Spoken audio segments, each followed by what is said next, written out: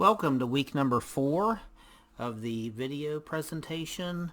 This is a combination of games from week 3 and week 4. And in this first play, we're going to see why it's better the more officials we can get on the field, the more coverage we have. This is kind of an unusual play that we have a block in the back so far away from the direction of the play and where the ball becomes dead. So this is just a nice job here by the officiating crew, officiating their areas and just keeping an eye on the players in their area, as you never know what may happen. A lot of these illegal acts do occur away from the ball many times.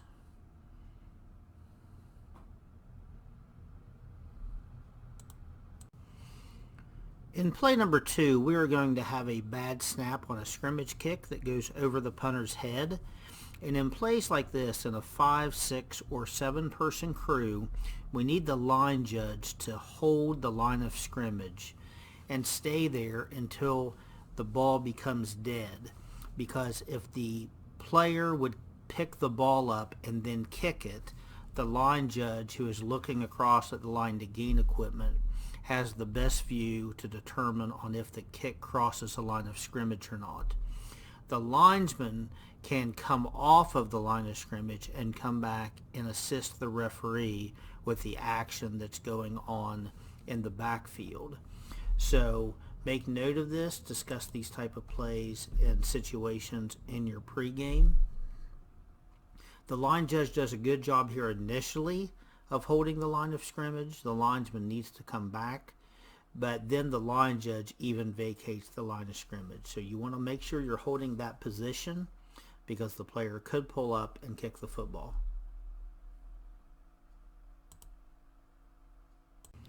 In play number 3, we have quite a bit to talk about here. First off, we're going to have a hold on the right tackle that the line judge is going to call on a jersey pull. Now this pass is going to be completed in bounds. So just because you have a foul, you have to still continue to officiate.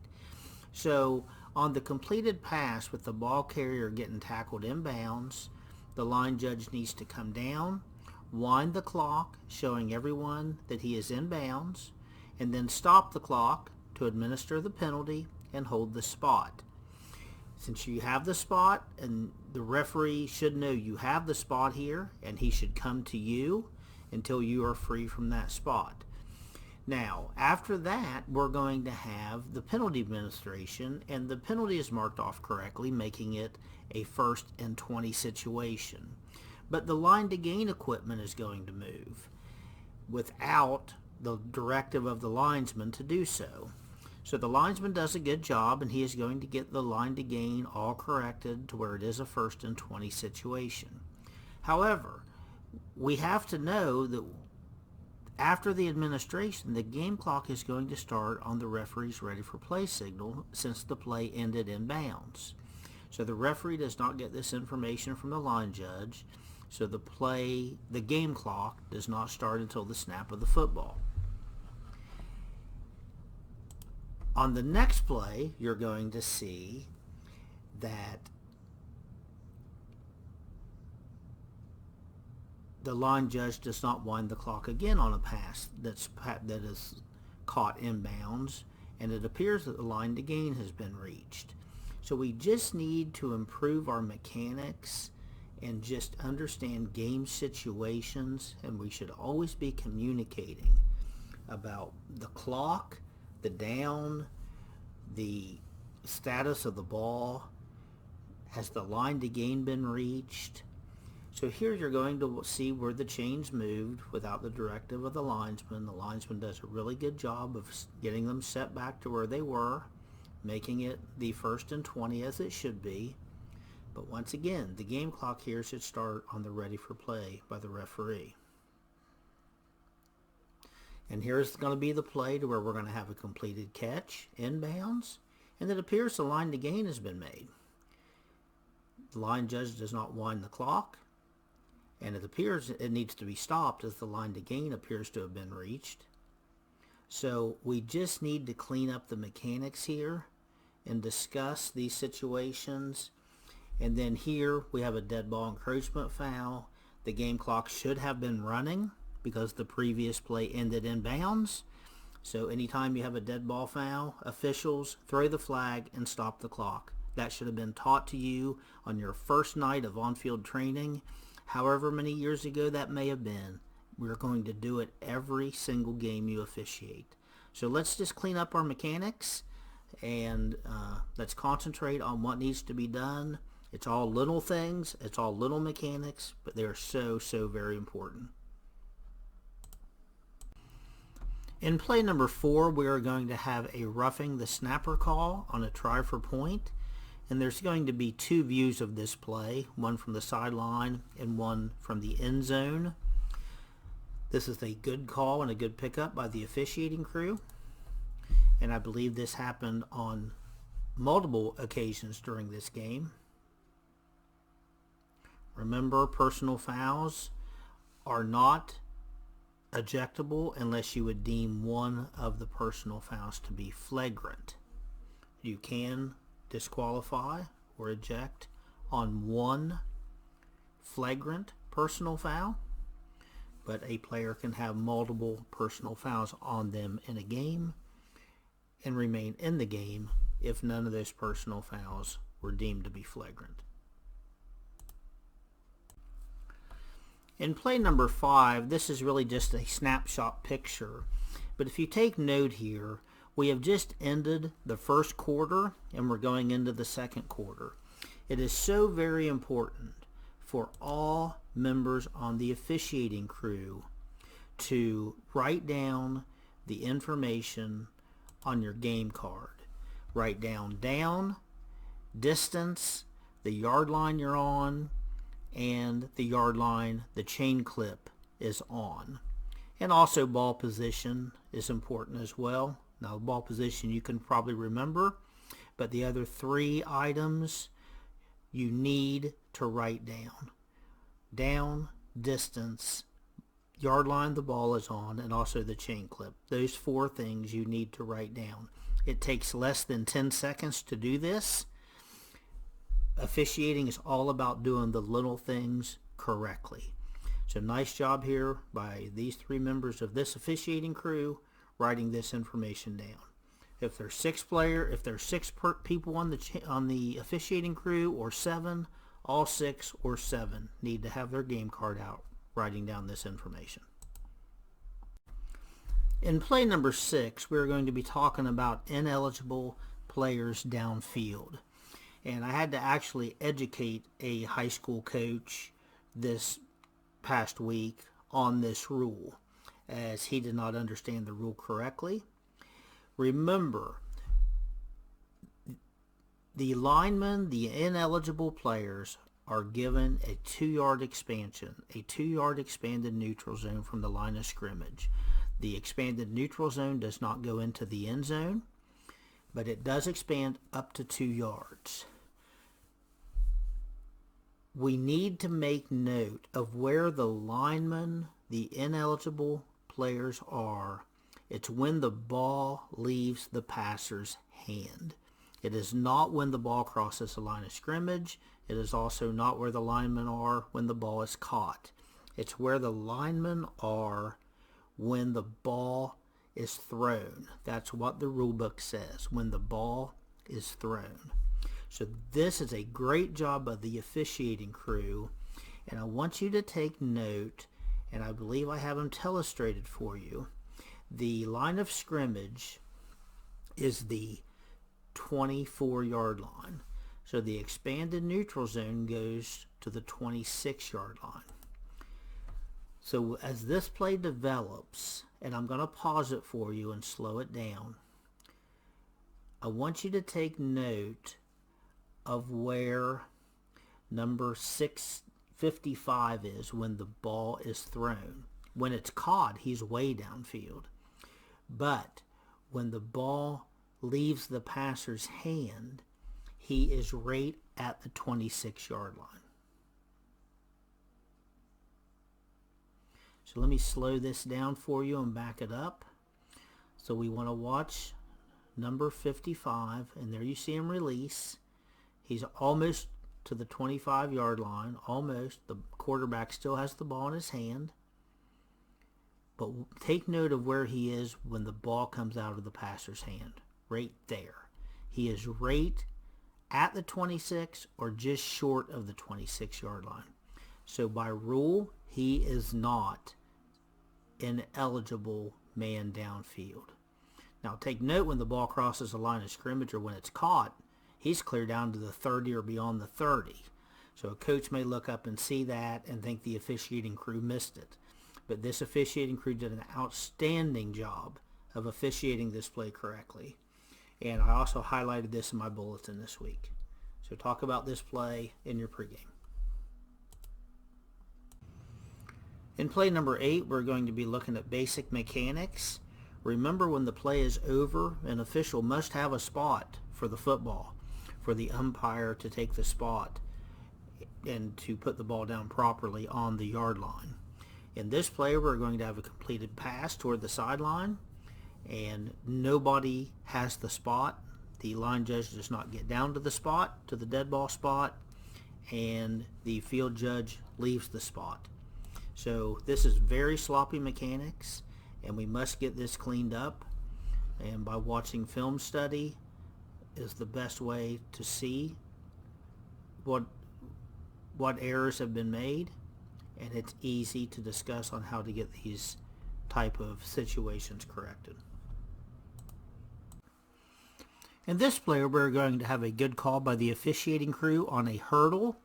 Remember, hurdling in high school football is illegal, and the definition of hurdling is an attempt by a runner who leads with his knee or foot foremost over the opponent who is in contact with the ground with no more than one or both feet.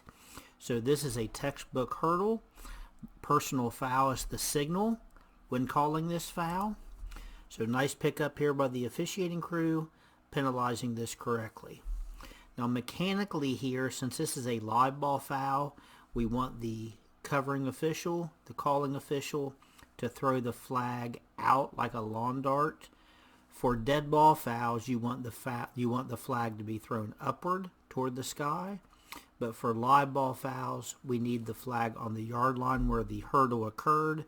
So we want to throw it overhanded like a lawn dart down toward the ground. So just clean up the mechanics here, but great job recognizing the foul and penalizing correctly. In play number 9, we are going to have a really close play at the goal line. And the question is did the ball carrier, did he break the plane of the goal line with the football prior to losing possession? And we do not have a good camera angle here, as the play is going to be on the far side of the field, away from the camera.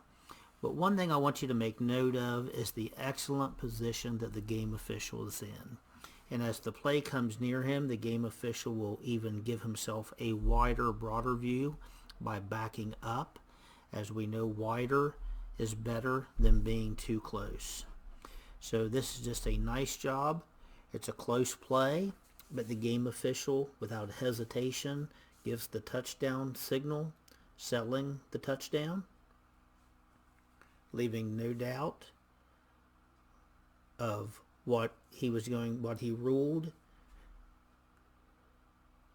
And this is a play that you can take into your association meetings and say, okay, what if he would have fumbled short of the goal line and it goes out of bounds through the end zone? What's the result of the play, which we all know would be a touchback? What if the ball was fumbled forward and it went out of bounds at the 1-yard line across the sideline, and with the new rule, we know we would bring it back to the spot of the fumble. So there's just a lot of things that you can talk about and branch off on a play like this. But this is where we earn our money, is in difficult situations and close calls like this.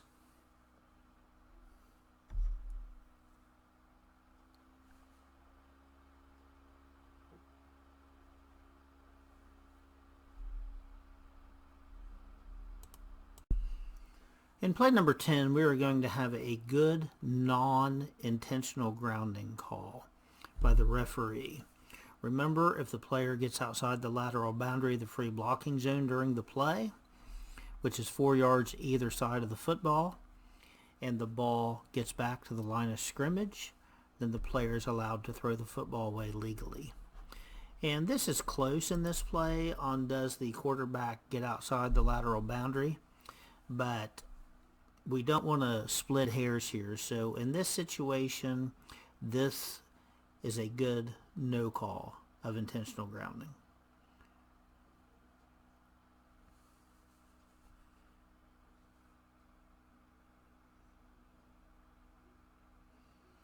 Number 7 gets over to his left.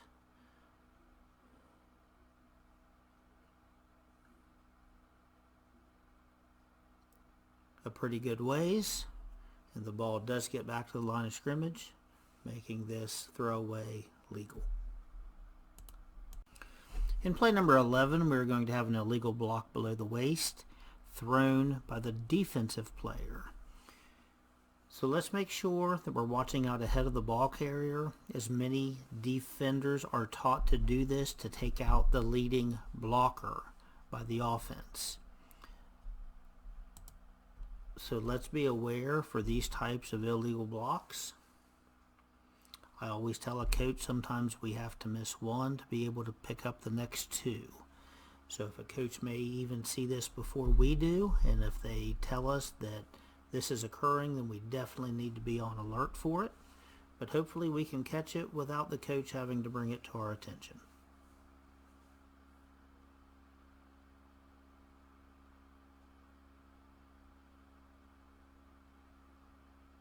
Remember, for blocking below the waist to be legal, it has to be done by offensive linemen and defensive linemen against each other, and it has to be done immediately at the snap of the football.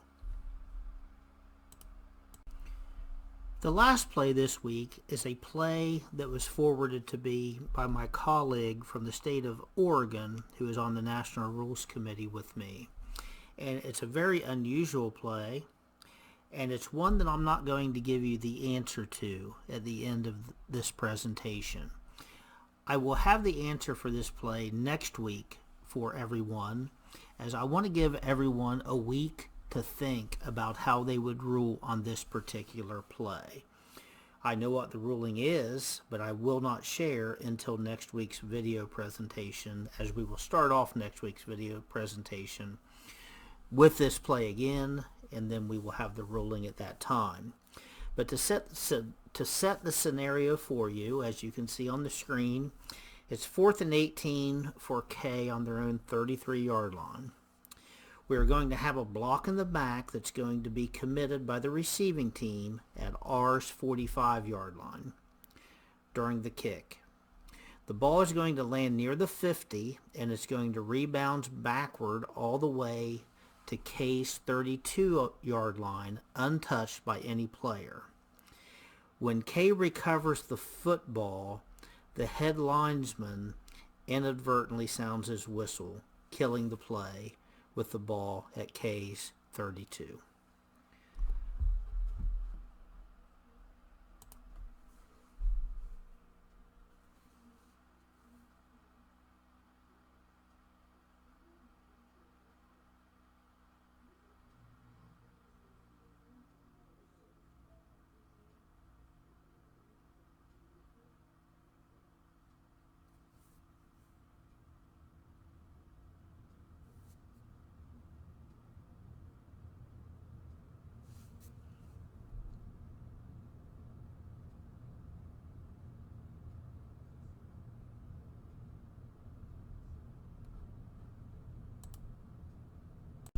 I want to thank everyone for watching this week's video presentation.